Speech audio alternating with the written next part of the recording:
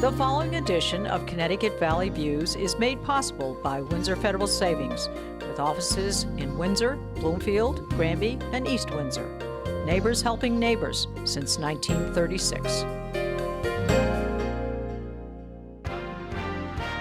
Join me, Susan Regan, host of Connecticut Valley Views, the most widely watched interview program on Connecticut Public Access TV. Proof to the people is the byline, insight without bias, generating a 360 perspective. Our mission is to focus on topical subjects with thought-provoking interviews regarding municipal leadership, current affairs, educational and political topics, as well as key destination points in New England. I'm Susan Regan, and I'm here today with my guest, George Jepsen. He's the Attorney General for the state of Connecticut. What a pleasure to be here with you, George. Great to be on the show. Thanks for giving us the time. When you took over your position in 2010, there were a number of cases, litigation cases, that were out there, really a multitude, I think, and you substantially decreased that. How did you go about it? How did you make the determination which ones? There were a large number of cases that on which there not been any action in a period of several years, and I asked my staff department by department to review these cold cases, and unless there was a compelling reason to think that the case might become fresh again, that we would drop the case. And so we closed out several hundred files on that basis, and where if the party was at issue, was aware of the investigation or the case, we informed them directly so that it kind of lifted whatever cloud they felt was hanging over their heads. When you do that, do you have to notify the people involved? What is the process for doing that? I mean, you can't just close the book. And well, there's some investigations that the person has no idea they're being investigated, or the business have no idea they're being investigated, and so there's no reason to inform anybody of anything on that basis. But again, we're the person of the business, we're aware that investigation was ongoing. We, on that basis, we voluntarily inform them in writing. When you close out those cases, is there an estimate you can make of the money that may have been saved by doing such a thing? I mean, was there a determination on your part that there was a certain percentage of those cases that had value or did not have value to pursue, and that you could actually put a number to it for savings? We didn't make an assessment. It was on those cases, and I'll get to the savings and money we bring in to the state in just a moment. In those cases, the determination was based on whether there had been any action in the file that would recent action that would justify our keeping the case alive. It was really about this investigation, or this case is going. So it's nowhere. It's a time. Yeah, more time value. Issue. If nothing's happened in an investigation or case in 2 or 3 years. Okay, so 2 or 3 years would be the cutoff point. Yeah, that's informally, and it didn't. It's not like every case was closed. If it was believed that there was a reason to keep or it, merit to keep it open, alive, we certainly did. Or to investigate it further, or whatever. Exactly.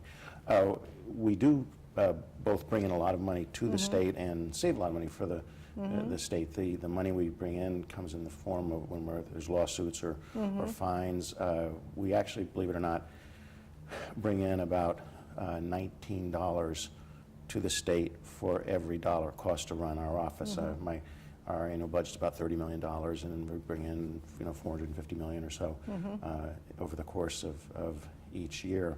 There's also, and that doesn't count restitution that we win back for consumers, and it doesn't count the following kinds of savings. Specifically, if we can lawyer up on a case, let's say an inmate alleges that he was illegally and wrongfully handled by a prison guard and sues for $100,000, and we can lawyer up and bring the resources to bear to do the appropriate investigation and make an informed judgment as to whether this case, how much this case is worth. We can make the decision as to whether to go to trial and at what point to settle.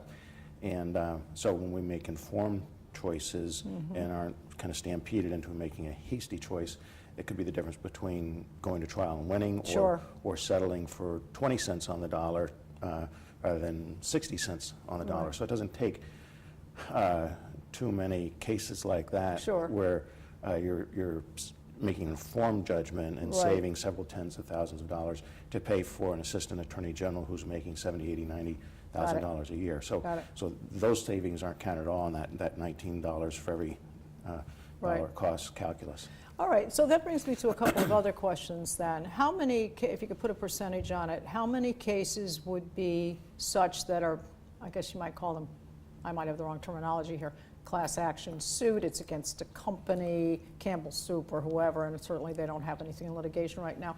But if you were to take a specific company versus, say, an individual, that's one percentage I would like to know. And then the other percentage is, what would you say is have to go to court versus settle out of court? What would be the percentage of those?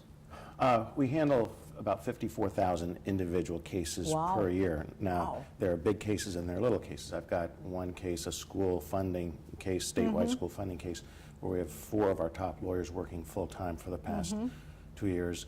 A child support action, a single attorney on a single day might dispose of I see. 5, 6, 10 cases. The way that those 54,000 break down is that about 25,000 are child support Okay. cases. Going back to our previous conversation, each child support attorney, and I've got about 21 or 22 of them, in effect pays for themselves in the first 2.5 months of every year. Beyond the 25,000 child support cases, there's about 13 or 14,000 child protection cases where we represent the Department of Children and Families, and this is in cases of abuse or neglect for a child. And for example, they need a foster placement or a parental termination of parental rights. So that's another. So that's 39,000 out of the 54 fit those categories in and of themselves. In our other areas, we'll have several hundred employment cases per year. We'll have close to 1,000 environmental actions each year. When somebody slips and falls at a state park and they believe that state negligence was at stake, when the state gets sued, we defend, and there are hundreds of those We kinds of. cover a vast territory of extraordinary. situations. I don't think people realize, actually. I think they tend to think of just top of mind what's in the media. You know, it's the an company did something wrong. Extraordinary variety of cases. Which keeps it interesting. Ranging from, every day is something different. That's what makes the job What makes a the great challenge, Yeah, the and challenge. one day it might be hospital merger. The Yes. next day it's utility Yes. rate setting. The next day you're suing some Midwestern Yes. coal burning Yes. plant that's polluting our air because we're downwind. Next day it's lobster fishermen with issues with Long Island Sound. So it's the variety and complexity that really makes it an interesting job. I see why Dick Blumenthal stayed Yes. for 20 years, because every day presents Yeah, it's a different new challenge. one. And I'm sure you come across some things that when the challenge is there, that there really is no precedent. Yeah. Holy smoke, we've never done this before. We've never had this particular yes, one. and I'll type. give you 2 quick examples. Please do. The healthcare industry is in a rapid rate of consolidation and change, and so we're dealing with hospital consolidations and mergers. They're both geographical in scope. In other words, Hartford Hospital acquires several other hospitals in the state. Sure. St. Raphael's Hospital merges in with Yale New Haven, all the antitrust implications that go there.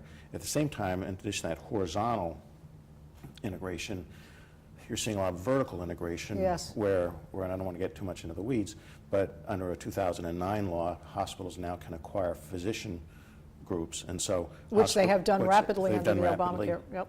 And it's you have issues of antitrust issues there, because you look and you find it may be that basically every ophthalmologist or every cardiologist in a region works for one Sure. hospital, and so there are all kinds of issues that surround that. And this is all new. Kind of 10 years ago, it wasn't. Even 5 years ago, it really wasn't an issue at all. Privacy issues in the age of information technology is huge. rapidly changing, ever evolving, and With the and so- centralization of information. Yeah. So, for example, and I found when I came in that what disturbed me was the tendency to be reactive, wait until something bad happens with some social media or Yes. information technology, and this office then has to react to it. And so I created a privacy task force so that we could learn best practices and be proactive in reaching out to businesses and not-for-profits to so that they can make stronger efforts so that privacy isn't breached. Just a few months ago, Google came in at our request and to demonstrate those new kind of glass Yes. glass, whatever they're called. Yeah. And we talk about the privacy issues that surround that. And so it was a way of being proactive and raise issues with Google directly that they could address before the product is actually launched. I think what also keeps the momentum going too is that there are times when people are coming to you to initiate some action, and then times when you see something ahead of the curve and you want to catch it now. It goes both ways, and I'm one of the policies that I've really tried to implement and adhere to is that we don't do anything publicly until all sides have had the opportunity to make their case, and sometimes that means that they come in and want to raise an issue with us. Right. It also frequently occurs where an issue is brought to our attention and we want to give the business the opportunity to present their side Sure. of the issue before we launch an investigation or a formal investigation or say anything about it publicly. Another area Because you have to be very careful. very careful. I think the most important thing that I try to remember every day, let me put it this way, about 5 years ago I had lunch with senior federal judge John Newman, one of the most, Connecticut judge, one of the most respected jurists of his generation. And he had been a prosecutor before he was a judge, and one of the things he said was that he was, speaking about his days as a prosecutor, he was as proud of his declinations, in other words, where he chose What does not that to word take mean, action. declination? Decisions, A or? decision not to prosecute somebody. Okay. He was as proud of his declinations I would think or so. decisions not to prosecute as he was of his prosecutions. And because he understood that even the mention of the fact that there's an investigation going on, he could destroy the reputation of an innocent Slanderous. person or wreck an honest business. And while I don't have criminal jurisdiction in this office, I feel much the same is true here. If I could destroy an honest business with a premature announcement that they're being investigated. Sure. And so I take very, very seriously the need to allow people and businesses to present their side and put their best foot forward before we take any action, because I don't want to make You don't want to have mistakes. action against Yeah. your department Right. for not handling Yeah, something so- correctly. I mean, the electrician doesn't want to set fire to his own house. Nope, nope. It's a good way of putting it, isn't it? Well, we kind of talked about the money. You know, would you say that you win cases to make money or you win cases to save money? If you could choose one or the other, I mean, I won't say a cash cow, but, you know, is there something that Kevin Lembo could look at and say, hey, we know that they're going to handle things well this year and I won't have to worry about, a hole in the bucket over there? We approach cases on the basis of what's the broad public interest. Our job is to enforce the laws of the state of Connecticut and to act in the broad public interest. And we don't. It's not like we're saying, how do we maximize revenues for the state? We try to do what's right for the people of Connecticut. That's well put. And it's there fortunately, happily, there's plenty of opportunities. I didn't mean to drag capitalism into it, but, but I guess I sort of did. You know, I'll give you an example. In my first year in office, I was very active in what we call the National Mortgage Foreclosure Settlement. And one of the most interesting aspects of this job is the opportunity to work at a national level with other state attorneys general on issues of national importance. Because, for example, if a national bank is screwing up foreclosure process in Connecticut, they're probably screwing it up in Louisiana, and California, and New York. And so we work together closely on a very bipartisan basis, I stress, on these national issues. And I've been very active on several of them. The first of which was the National Mortgage Foreclosure Settlement, which we announced almost 2 years ago. We threatened to sue the 5 largest mortgage servicers in the country: Bank of America, Citibank, JP Morgan, Wells Fargo, and a firm called Allied. And the settlement that we achieved, the smallest piece of it was money to the state coffers. Sure. The largest piece of it by far, the $25 billion settlement, about 24 out of the 25 billion was in the form, we wanted to bring relief to distressed homeowners, people who were behind on their payments, their houses underwater. Economy. Exactly. Yeah. And so we sacrificed financial gain to the state coffers for commitments of relief to, to homeowners. And so, for example, in Connecticut, the consequence of that settlement has been to bring about $450 million in relief to nearly 7,000 distressed homeowners in the form of principal reduction, or where homes are underwater, refinances that the borrower wouldn't otherwise qualify for. So our goal was to protect home ownership. Of course, so very important. More than just bringing in cash. That's people's livelihoods. That's their whole career going forward. You have a foreclosure on your resume, and it doesn't look good, and it doesn't help you. And to emphasize the point that you made, it's good for all of us, because economy, of course.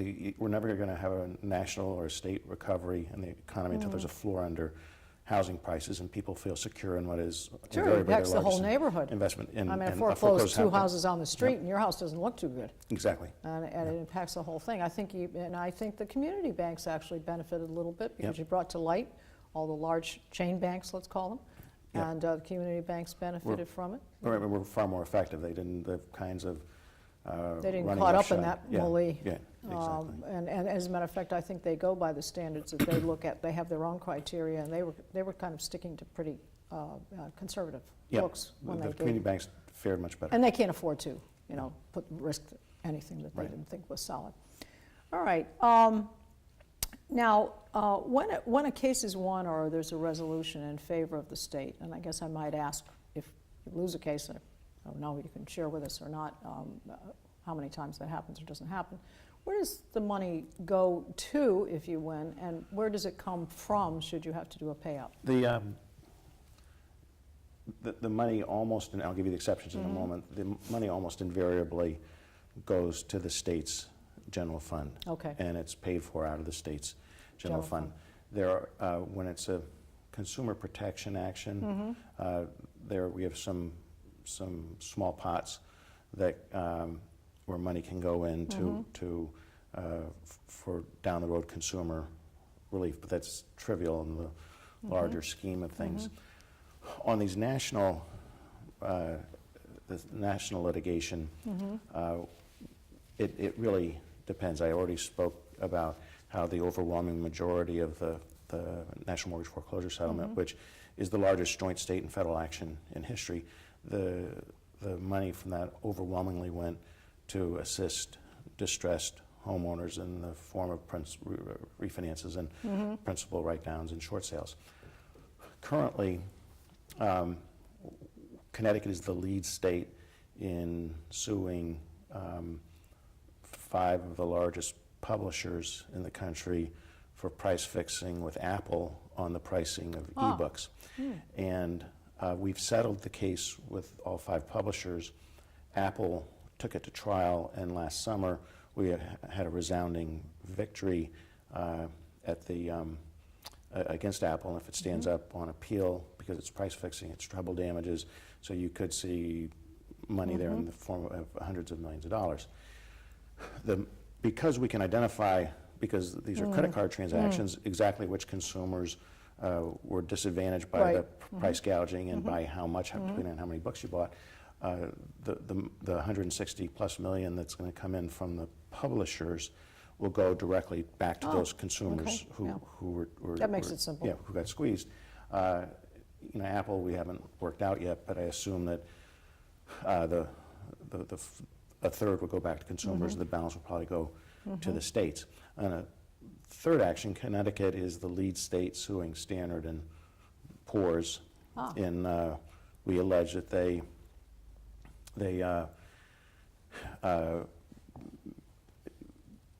in the lead up to the financial meltdown in 2008 that they changed the computer modeling by which they evaluated mortgage-backed securities in an effort to keep them rated triple A, and that led to the financial crisis.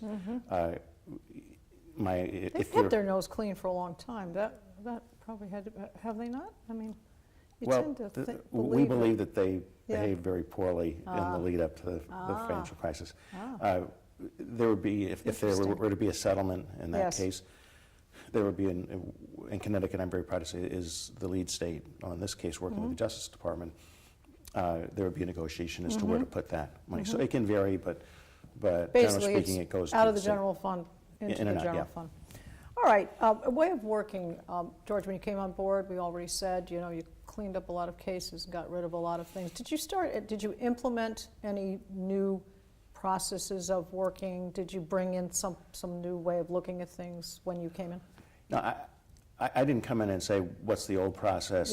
And, oh, we're going to do it differently. I came in, so this is not a comparison, before and after comparison, because we're certainly not doing that. I'm saying, did you initiate some new process of some kind? First thing I did was to do a department. We have 15 departments, and we have one deputy attorney general. Then we have associate attorney general positions, and then 15 departments underneath that. My first goal was to see if any structural changes were necessary, and I concluded that whereas there have been 3 associate AGs, we added a 4th for professional development. I thought there needed to be a real focus on, because human capital is all I have to work with here, a real focus on allowing my attorneys and support staff to have everything that they need to be as productive as possible. Beyond that, I didn't make any significant structural changes. I have brought my own style to the job. I'm a low-key person. I think it's a matter of observable historical fact that George, you're very well respected. I think in all circles. I think people very much appreciate the fact that you're a straight shooter. I try to be a straight shooter. I don't hold many press conferences. I've had probably only half a dozen in 3 years. And you don't need to be misquoted. No, exactly. And it's okay for my assistant attorneys general to talk to the press as well. But I think generally I have, and this is not I'm not saying it's better or it's not worse, just different style. By my academic background and through my work professionally as a lawyer, and I have a legislative background. I was majority leader of the state senate. I tend to try and approach issues not as opportunities for confrontation and litigation, but problems to be solved, and that means understanding the nuance. Seldom is something 100% wrong or 100% right. While there are bad actors out there who need to be really brought to have a law aggressively enforced against them, my own personal background suggests that life is more complex. It's gray on gray, and it might be 60-40, it might be 80-20, but whatever approaching it as a problem to be solved allows us to it lets you go home and sleep at night, because you know that you've done your very best. Right, and in fairness to all. In an 80-20, somebody's 80% right, somebody's 20% right. That 20% needs to be recognized. Which is a very good way of looking at it, because the minority doesn't rule, but it does need to be acknowledged. And you need to investigate it, and that's what you're so good at. Now, there's some, we're just going to quickly go through some specific cases that are up there, and you may not be able to respond to some of them because they're in process and litigation, and you can't talk about the O'Gara case. Just very quickly, you're looking to seize his assets. Is that the gist of the situation? Yeah, we're on the hunt for his assets. Most of his assets are tied up in real estate, but and unfortunately, those assets are already very heavily encumbered from private lawsuits, so it remains to be seen what property we're going to be able to recover from him, but we're aggressively seeking whatever he's got. And Governor Rowland had about 10 years ago, he had a case with CBAC had against him, and apparently that was kind of dormant for a while. They've come back and they want to settle out of court, I guess, so you're in process. Yeah, this is a very complex situation, so bear with me for just momentarily. CBAC is an acronym that for, I think it's 13 or 14, 15 state Employees Bargaining Agent units. Solution Coalition. And back 10 years ago in late 2002, early 2003, Rowland was seeking concessions from the unions. There are contracts in place, and so his only leverage for securing concessions was to threaten layoffs. And they could not reach an agreement, so he laid off 2,400 or so state employees on a temporary basis. The unions sued, alleging that his real goal in doing the layoffs was just to punish the unions. And so this issue was litigated. Outside counsel handled it. The trial court ruled in favor of Rowland, saying that, in effect, that he was exercising his prerogative as chief executive when he ordered the layoffs.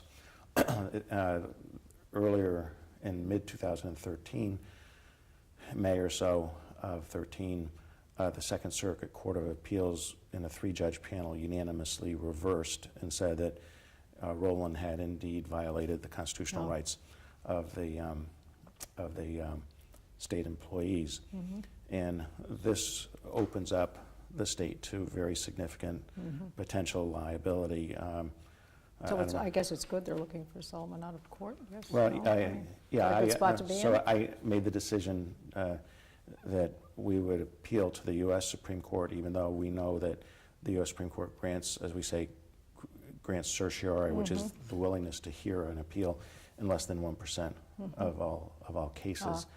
I think we stated a pretty strong argument for that grant of certiorari, but it remains very unlikely that it would be granted. The Supreme Court tends to like cases where the Second Circuit Court of Appeals is in conflict on the same issue from some other circuit, and so they choose. You can't have two constitutional standards depending on the geography of where you live.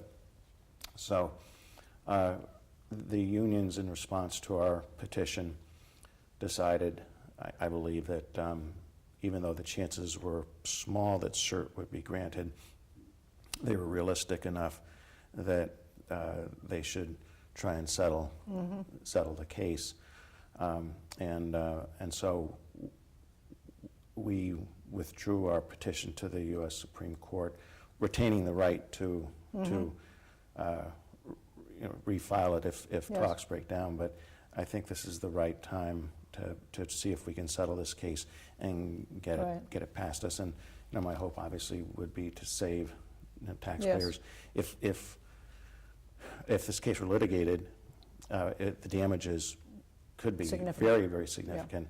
And so it's an opportunity to save. It's a tenuous thing, and it needs to be handled carefully.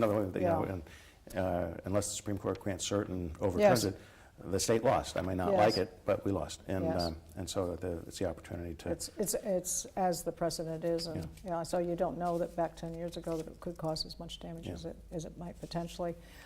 Just very quickly, I know that there was you talked about the mortgages. We did cover that, about foreclosure and so forth, because that helps the thing. But one other thing, formal opinions. People from the state and the administration can ask for a formal opinion. And if you can just quickly kind of say, formal opinion is you are asked for something. Is that to interpret the state statutes? Sure. I mentioned we handle about 54,000 cases a year, but that's not all we do. We review a couple of thousand state contracts every year, and we also issue several hundred both formal and informal opinions. And formal opinions, there's only a limited number of people who can ask for a formal opinion from my office. The governor, obviously, the governor's commissioners, for example, the Commissioner of Consumer Protection or the Commissioner of Environmental Protection can send us a letter asking for an interpretation of the laws. And then legislative leaders can ask for an opinion. And so the President of the Senate or the Speaker of the House, the minority leader of each House can ask this office for an opinion. They would usually be wise not to ask for an opinion until that they're prepared for the fact that we may tell them something they don't want to hear. They don't want to hear. So we always advise them to be careful of what you wish for. But well, I'm going to ask your opinion on something. Okay. Okay. Are you going to run again? I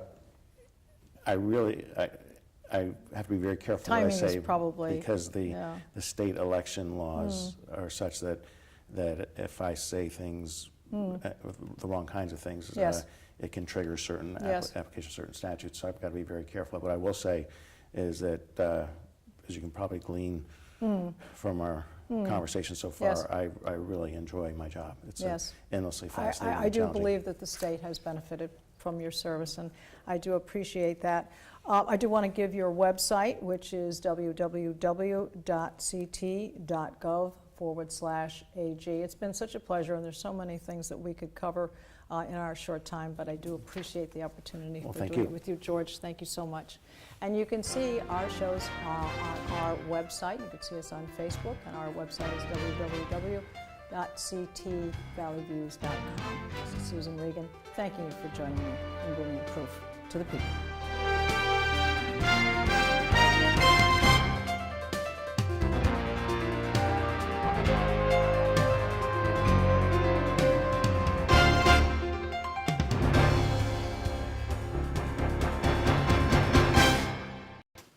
Our thanks to Windsor Federal Savings for making this program possible. Neighbors helping neighbors since 1936.